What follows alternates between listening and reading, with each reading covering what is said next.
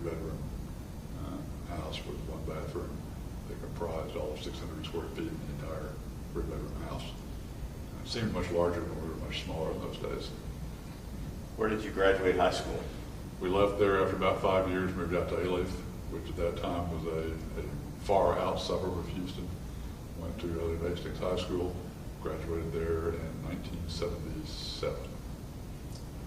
I'd begun college the year before, in 1976, went on an early admissions program to Houston Baptist University. Lost my academic scholarship after the first year. My grades kind of dropped off. The college was more about playing than it was working. Eventually got my tail in gear, graduated college with a double major in political science and speech. When did you know that you wanted to go to law school? Oh, I think I really knew during college. Most of my college was paid for by debate scholarships. We debated all over the country and won quite a bit, but HBU was pretty prolific with scholarships for debate in those days. So I think at that time, I knew I wanted to be a lawyer. There was one of our coaches was in law school at the time. Although once I got done with college, I've been working for a company promoting, producing country western concerts. I was making some pretty darn good money back in the late 70s, early 80s. I guess it was when they were 40 grand back then, which for a kid in college was stupendous. The last thing I wanted to do was go back to school. Eventually got bored with that job and went to work for a national supply company, shipping oil field equipment all over the world. Began that in 82, and began in 82. Got laid off from that job when the oil industry busted in the early 80s. And around August 1st, 1983, which just so happened to be about 3 weeks before Kathy and I got married. So when I got married, I was in debt, impoverished, and unemployed. Good way to start. Yes. But at that point, after the same day I got laid off, I went home, grabbed a bottle of Jack Daniels, drank it that night, decided I was going to law school, went down the next morning and applied to South Texas, and by the following morning had been accepted. How'd you do while you were in South Texas? I did a whole lot better at South Texas than I did in college. The law school for me just clicked, and from the beginning to the end. The testing process, the reasoning, everything just clicked for me in law school. And I was very fortunate when I ultimately graduated to graduate number one in my class. Although that was probably more fortuitous than anything else, because I extended my graduation by a year to delay paying back my student loans. And the process moved from number 3 in a class to 2 in a class to 1 in a class I eventually graduated in. I understand you were quite successful in the moot court competition. I competed in one intramural competition, one that I don't believe exists anymore, the Spurgeon Development Corps competition. And as a second-year law student, we won that. The final argument in that was in front of Sam Houston Clinton, who was on the Court of Criminal Appeals at the time, Murray Cohen, who I would later go on to work for at the Court of Appeals, and several other actual judges. During that moot court competition was when I met both Stanley Schneider, Gary Trichter, and Max Seacrest for the first time. I was representing the state of Texas, or I was representing the state in a DWI prosecution, and we were arguing that DWI roadblocks were constitutional, and we were final round of that competition to my future partner, Stanley Schneider, Gary Trichter, and Max Seacrest. As they told me later, by the time we were done with that argument, they now had doubts about their previously held firm beliefs that those were constitutional. And ultimately, the Supreme Court did find them constitutional. Went on to win that and participated in the Jessica National Moot Court competition, won the regional competition, and placed 3rd at the international competition in Washington, D.C. What was your first job out of law school? About 3 weeks after that moot court competition, I was answering an ad on the board. And so I've set an appointment to go meet with this lawyer on, I guess, 8 or 9 o'clock on Saturday morning. Anyone who knows me knows I'm not exactly a morning person, not exactly the most punctual and timely person. So instead of showing up at 9 when I was supposed to be there, I showed up at 9:30 in my old cheap polyester suits. Walked in, and Stanley Schneider, who I had on that panel 3 weeks earlier, did not know that's who it was at the time. Was there in shorts and a t-shirt on Saturday morning. We talked for about an hour. Somewhere during the middle of that, he looked at me and said, "You look familiar." And I said, "You do too." We thought about it for a few minutes and discovered that he had seen me 3 weeks earlier in the bar competition. And he hired me on the spot. It was March 15th, 1985. We've been together ever since, other than 1 year when I left to go work with the Court of Appeals for Murray Cohen. Tell us about your experience in the Court of Appeals.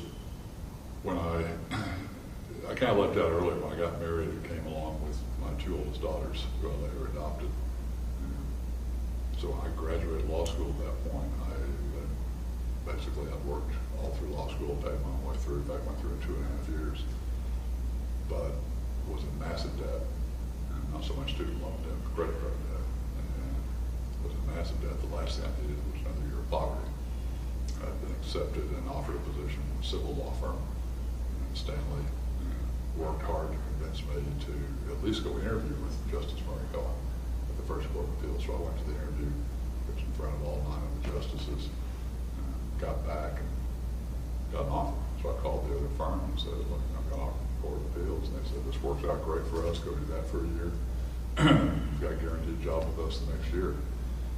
That 1 year spent working, actually I guess 13 months, spent working with Murray Cohen was better than the entire law school experience when it came to understanding the way the law really works, understanding at least how some judges think, understanding what's important to them and how they process the cases,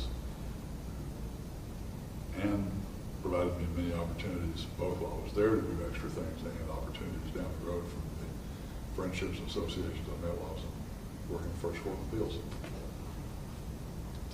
When you knew that your time was up at the Court of Appeals, how did you figure out to forge a road in criminal law or civil law?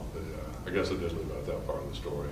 I had accepted that position with the civil firm the year before, and during that year, I wasn't supposed to be doing outside work. I worked at the Court of Appeals, but I was in poverty. I needed more money. And back then, I think I was being paid $21,000 a year, so I was doing work on the side, not work that would have ever gotten in course, but work as a death penalty work that generates some income.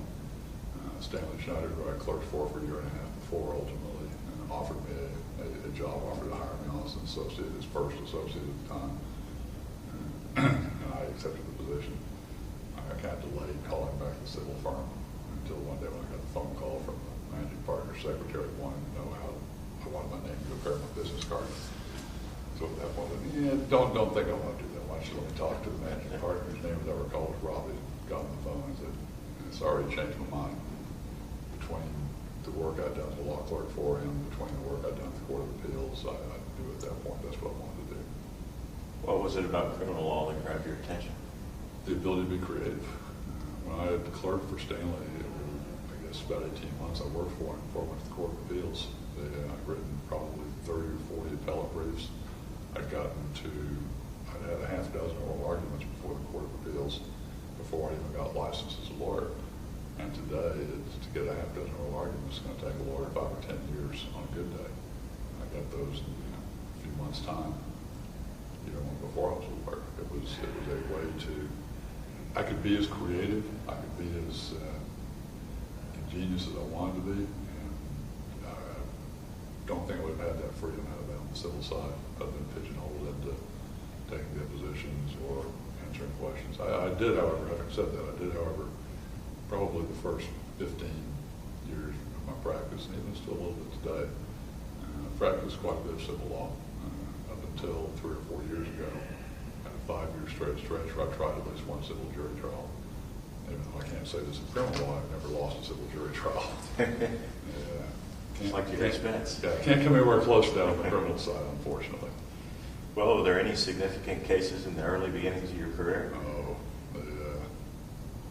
The short answer to that is yes, obviously. And I'm not going to answer this way you think I am with respect to the first one. The first significant thing that I got to do, which was kind of gave me that, hey, I can be creative here, was a mandamus against the director of the Texas prison system, a guy named James Lyon in those days. The Texas legislature had created a boot camp program, but had never expressly funded it. And a judge who was giving me a lot of court appointments at that time, Judge Mary Bacon, wanted to find a way to force them to open this boot camp program the legislature had passed. So I spent some time doing some research and decided that she was going to enter an order to compel them to open this program as a way to enforce her jurisdiction over this criminal case for someone who was eligible for the boot camp program. Of course, as expected, what was TDC in those days responded through the Attorney General's office and said, sorry, we got no money, we can't do that. So she gave me an evidentiary hearing. And I got Director Lynall on the witness stand for about 6 hours with a copy of the TDC budget, as both is approved by the legislature and their internal budget. And we began that hearing with, I have no money to pay for this. By the time we got done with the hearing, it was, well, I have $400 million a year in discretionary money, I just choose not to spend it on this. At the conclusion of that hearing, Judge Bacon granted mandamus, ordered TDC to begin the boot camp program under threat of being held in contempt. As a result of that action, the state legislature later passed a statute prohibiting judges from finding state officers in contempt for not starting programs the legislature was approved. But that gave me the ability to start doing something creative. I never had that opportunity on the civil side. Fast forward a couple of years, I began representing some judges on election mandamus matters. Mary Bacon was one of the first ones, and there have been probably 40 or 50 since that time. I'm quite glad to be out of that business today. It's a lot of work for very little money, and most of them are not successful. Generally, it was judges who wanted to have their opponent thrown off the ballot. Although, as I guess as an aside, the two of those that I was most successful on, the two that were slam dunk winners eventually, were both ones where I represented Judge Murray Cohen, who I worked for at the First Court of Appeals. In one case, the court removed the opponent, and in the other case, the opponent finally said uncle after we discovered massive fraud in the collection of his opponent's signatures and agreed that his name removed off the ballot. Now, to answer the question you really asked me, in 1990, I guess it would have been 1990 when I first got the phone call. We later tried this case in 1991. It was the Wanda State versus Wanda Holloway, Wanda Webb Holloway, Pom Pom Mom case, the Challenger cheerleader. I was a 4-year lawyer at that point, back not even a 4-year lawyer when I was referred the case. The case came to me as a result of a colleague that I debated with back at HBU who worked for a firm who were the general counsel for Wanda's then husband, City's Bank, where he was a director. Kind of a strange way it got to me, but ultimately it got to me. And a year or so after I got that case, tried it as the rest is kind of history. Got national and international publicity. Tell us about the facts of the case, the allegations. This was the case where the state alleged that Wanda had attempted to hire a hitman to kill her daughter's cheerleading rival's mother, on the theory that if the mother died, the mother of the rival died, that the friend, the rival, would be so distraught, so upset that she would quit cheerleading, and therefore Wanda's daughter could become a cheerleader. That was the state's theory. And, I believe in September of 1991, we tried that case. We were in trial for about 2 weeks. There were tape recordings, because as it turned out, all the conversations she had were with her ex-brother-in-law, who was recording them all. And so we had to deal with tape recording. Tried that case for a couple of weeks. The jury, I learned a very valuable lesson on that trial. We were so confident we were going to win that case. And everybody in the courtroom was telling us, I mean, the staff, the bailiffs, the media, who were there in force every day, were all telling us that we thought we were going to win. So we actually had planned, paid for, and had set up the victory dinner before we got the verdict back. And much to our surprise, it didn't come back the way we expected. She was found guilty, not guilty. Proceeded to be given 15 years in prison by the jury a couple of days later. We got her out on appeal bond, which in most states you could get with a 15-year sentence. Discovered in our post-trial investigation that one of the jurors was on deferred adjudication at the time he served on this jury, which absolutely disqualified him, filed a motion for new trial. Judge of the case granted the new trial. And when the judge granted the new trial, the state appealed. And to make a very long story short, it bounced around in appellate orbit for about 4 years. By the time it came back, the case was 5 to 6 years old. A deal was struck to basically give her shock probation. She got 10 years in prison, served 6 months of it, came out, was on probation originally for 10 years, and the judge finally terminated her after 4 years. I learned in those days how to deal with the press because I had no choice. At the time, we got a fee that on that case was the largest I'd ever received by far. By today's standards, it's think about DWI cases today with bigger fees than that case had back then. But little did I know that I was going to end up spending thousands of hours, literally thousands of hours on that case over a span of many years. I think by the time it was all said and done, I got paid about $12.50 an hour. It was $12.50. Well, today, as of today, how long have you been practicing? Been practicing, I guess I was licensed in December of '86, so it's coming up in 26 years. What would you say that the percentage breakdown is of your practice, DWI and criminal law and appellate work? Today, my practice is, I guess, not including the license suspension of criminal stuff, even though it's civil, is probably 90-95% criminal work. Still a little bit of civil work mixed in here and there. I haven't tried a civil case in 3, 4, 5 years. But of that, probably 70% is alcohol or intoxication related. The remainder just runs the gamut. I don't do traffic ticket work anymore rather than that. How did you get involved doing DWI work or focusing on that?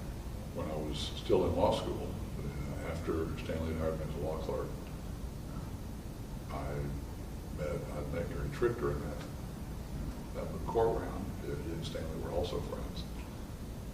One of my professors in law school was a man named Peter Lewis, who was Gary's co-author on the DWI book back in those times. They needed to do an update on the book, so I signed up for an independent study class with Peter Lewis and got credit for doing an update on the DWI book while I was in law school. I don't know that anybody at the school knew that I was getting credit for updating the book they were making money on, but nonetheless did and got credit. About 3 years after I got out of law school and was working with Stanley, Gary and Peter Lewis decided Peter would no longer be a co-author on that book. Gary asked me to be the co-author, and I have been ever since. I guess your original question was how to meet Gary. I'm trying to remember what the first case we worked on together was. I don't know that I know.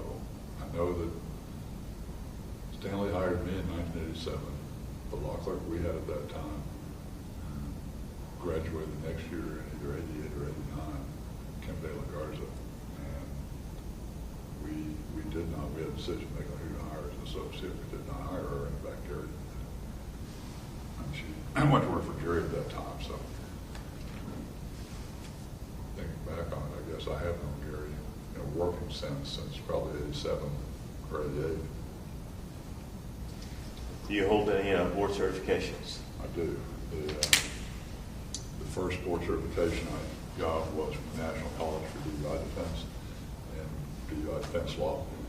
I then obtained a board certification in criminal law from the Texas Board of Legal Specialization, and most recently the new board certification for criminal appellate law. I hold all three of those board certifications, and as far as I know, there are only 2 lawyers in the state who hold both DWI and criminal law, and you can hire those too. And as far as I know, I'm the only one that holds all three. What other organizations have you been involved with? Oh, geez. I've been a member of National Association of Criminal Defense Lawyers since I was a baby lawyer. Same thing with Texas Criminal Defense Lawyers Association. Harris County Criminal Lawyers Association, past president. Member, I guess, the Fort Bend County Bar, the Fort Bend County Bar Association, the Eastern Bar Association, the National College for DUI Defense. I have been on the Board of Regents since, I guess it's been 11 years now. A couple of months from now, I will, assuming I still get elected, but I'll be the incoming dean of the National College for DUI Defense, which is a 12-year trek from the time you're put on the Board of Regents to the time that you become dean. Assuming you make the entire 12-year trek, which not all do. I'll be dean of the college for a year, be dean emeritus for a year after that, and then we'll become a fellow of the college as a past dean for, I suppose, the rest of my life. Been very active in the National College. I think it does a great job of teaching lawyers throughout the country how to better defend DWI cases. It has partnered up with TCLA on a number of projects you've been involved with as well. Probably the primary project that we partnered with TCLA on is the Mastering Scientific Evidence course that I brought that to TCLA, I guess 10 years ago. And TCLA and the National College split the funds off that. It's been a good opportunity for both. Had I not picked that up from Bubba Head, who was doing it before in Atlanta, that program would have died. So it was a good opportunity for TCLA. It was a good way for them to make money. It was a good way for them to be leaders in DWI defense education. In fact, TCLA has the reputation across the country of other than college seminars providing the best DWI training in the country. That's in part due to the relationship with the National College. How did you feel when you first learned that you were named the 2012 TCDLA Lawyer of the Year? It was overwhelming. Actually, when I first learned it, and I'm sure this will come as no surprise to anyone who knows him, Gary Trichter advised me that it happened, but before telling me that it had happened, he in the process tried to prank me with a side story. And ultimately, What was the side story? Yeah, I'm not sure I should retell this side story. I'll tell it to you privately. No way will I put this one on camera. Absolutely no way. As you know, he is wont to do, he starts dangling the hook in front of me, and I started taking the bait. And I finally, I wasn't really sure he was pranking me, but I finally said, you know what, if this is what he wants to do, I'm good with it. And I was looking back and said, Gary, if that's what you want, I'm going to support you 100%. Do what you need to do. And I don't think that was the reaction he was expecting to the prank. And then immediately after that, when I no longer bid on the prank, was when he informed me that I've been chosen as Lawyer of the Year. It was an exciting moment. Exciting telling my wife and my mother. It was a good time. Throughout, you've spoken in a lot of seminars. Yeah, I think Bobby Lerma was reading the bio yesterday that said 140, and I suspect it's far higher than that. I suspect it's somewhere in the 160 to 200 range, but long since stopped keeping track of numbers. You know how many states or countries you visited? I believe that I've spoken in somewhere between 25 and 30 states, 5 different countries. Every now and then I'm trying to run through my head which states I'm still missing. I got an invitation the other day to speak in South Carolina, one of the states I'm missing. I guess I'll have an opportunity. I had Arizona here a couple of months ago, one of the states I've been missing. So part of my bucket list now is fill in the rest of those states. Well, I guess speaking of all those seminars, you've had some memorable moments, some things that have stuck out there. Any tips that you can provide us about those memorable experiences? I remember back when we first started using PowerPoints, when computers and PowerPoints were fairly new for us for seminar presentations. Prior to that, it was just a pure lecture. Learning how important it was to make sure your PowerPoint actually worked before we got there to do it. And I had this wonderful long PowerPoint with probably 20 embedded videos. Got up there to do it, discovered that none of the things worked anymore, and none of the videos were playing. It was a disaster. What about when you were a young lawyer and you had just gotten your new firm credit card?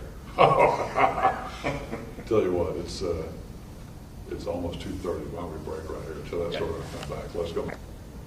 All right, we're back. So tell us about the trip with the firm credit card. Oh, geez.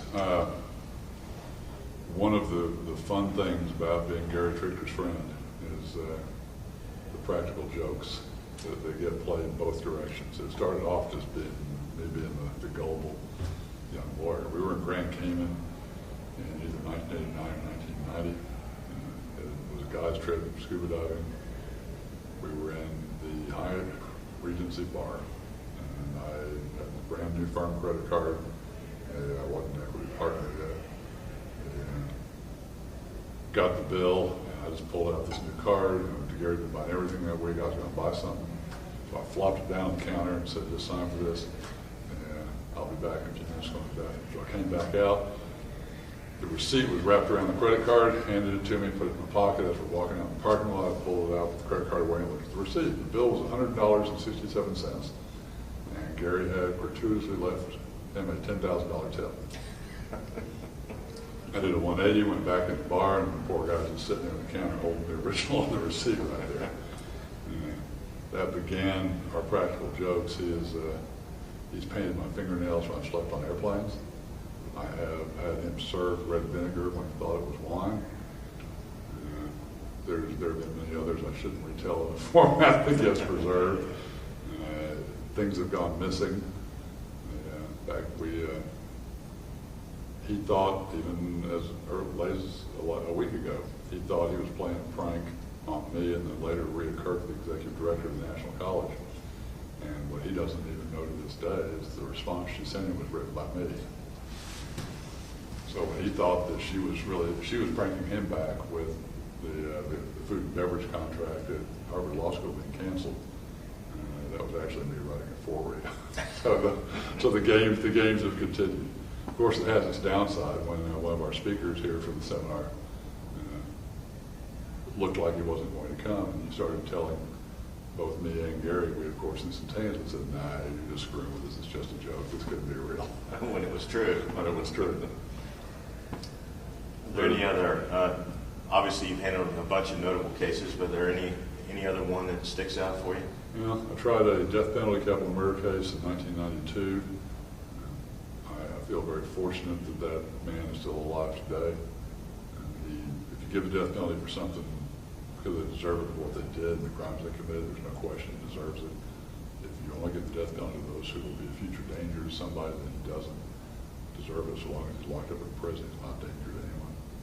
It's been 20 years now. He's got a spotless disciplinary record, but even when he got a retrial for punishment years ago, the jury gave him death once again because of the crimes he committed.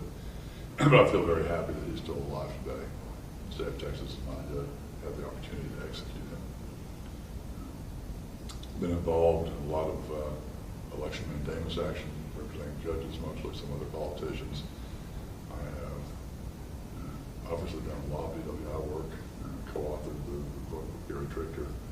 I've tried everything from basic DWI cases to very complicated intoxication, manslaughter cases, and felony DWI cases. Today, as you know, the big trend is towards blood. And there's a lot of lawyers, in fact, at this seminar and otherwise, who are making an effort to both teach other lawyers how to learn to defend blood cases and to learn how to defend blood cases. Maybe 10, 15 years from now, somebody watching this is going to go, oh, that's not a big deal anymore. Everybody knows that. It's not that way today. I was fortunate many years ago. I think I tried my first blood test case probably 15 years ago. Learned it the hard way without the benefit of the education that we get now. I think what other significant trials? And I had an injury to a child case, a shaken baby case that I got not guilty on a couple months ago. Not guilty in those cases are extremely rare. Throughout your travels, you obviously have some personal hobbies, one being golf. Have you ever hit a hole-in-one? Not only did I hit a hole-in-one, I had a very personal witness here with me. In Tucson, Arizona, I guess, 3 years ago now? The date escapes me. I've seen either 2009 or 2010. 156-yard par 3 with an old crappy 6-iron. And I just got very lucky on that shot, unfortunately. Kind of like with this award, there's lots of great lawyers out there who have not ever received this award who probably deserve it. Lots of great golfers who hit great shots all day long who have never gotten holes in one. I feel very lucky and very fortunate to be in that small group that has gotten it. And it makes me respect those great lawyers out there who haven't gotten it even more. Who are some of your biggest heroes in TCDLA? Without question, I think my mentors, as it were, let's kind of start with that, Gary Trichter, Stanley Schneider, and Murray Cohen. Those three gentlemen in various ways, various times, gave me opportunities, gave me the benefit of their wisdom, their knowledge, their skill, allowed me to learn, to experiment, to try new things. Stanley took a risk on me financially, which will always make him my hero. I know that when he did that, it was a large step, a large risk for him at the time. So actually, he started me at the same starting salary back then that the civil firm was going to pay me, which was kind of unheard of. Still pretty rare to this day for a lawyer to be hired straight out of law school to work for a criminal defense lawyer. And it's even rarer for that lawyer to start that lawyer than remotely resembling what a civil firm would pay the starting salary. Oh, there were lots of heroes, lots of great trial lawyers. Racehorse Haynes, Dick DeGuerin, Mike Ramsey, the people who have put the time, effort, and energy into helping make TCDLA what it is today from the beginning on forward. I think anybody who serves as president of an organization like this does so out of a commitment to want to make things better, want to get back in some way. Even though there's sure always some ego mixed in with it, you don't commit this kind of time to something that you don't care about. And even those with whom we've had our differences, nonetheless, I think we're motivated to do what they thought was right. And we're not always going to agree with things, but I look up to all the people who have taken time, effort, and energy to help grow TCDLA, make it an outstanding organization. David Bosford's a great example. Served as president, continues to remain active, speaks anytime we ask him to. And he's a nice guy. Scrappy Holmes, who I first met back in the early 90s when we were doing our Caribbean seminar circuit. Great guy. He's given a bunch back to this organization, continues to do so. I don't think anybody would say that Jerry Goldstein's not a hero. He fights like a mad dog on his cases because he wants to win and he's driven to do it. Today, Dan Cocktail said fear motivates more than success. I think I kind of mix that up. The fear of failure oftentimes motivates more than the possibility of winning. There have been a great, I'm sure I'm leaving out a bunch of people by name. There have been people, not a bunch of people, but there have been some great presidents of TCDLA. There have been great people in TCDLA who have never been a president, never been an officer, never will be, but nonetheless contribute on a routine, ongoing basis because they care about what TCDLA does. They care about the educational mission, about making the criminal defense bar stronger. Anybody who cares about that is willing to put time, effort, and energy into it to advance it in a way that goes beyond just simply talking about it. All those people are heroes to me. What else about your career? I don't know. It's still far from complete. I hope there's a bunch of chapters still to be written. And I know there's lots of things I'd probably still like to do on the criminal law side. I don't know how it gets any better than it is right now, though. Well, Troy, I don't know anybody that ever got the award twice, but there's sure a lot of lawyers who deserve to get it out there more than anybody else getting it the second time. It's nice to be recognized by your peers. It's nice to have other people be thankful enough for the work and contributions you make to recognize you in a way that's compelling and meaningful. Well, Troy, congratulations. Thank you very much.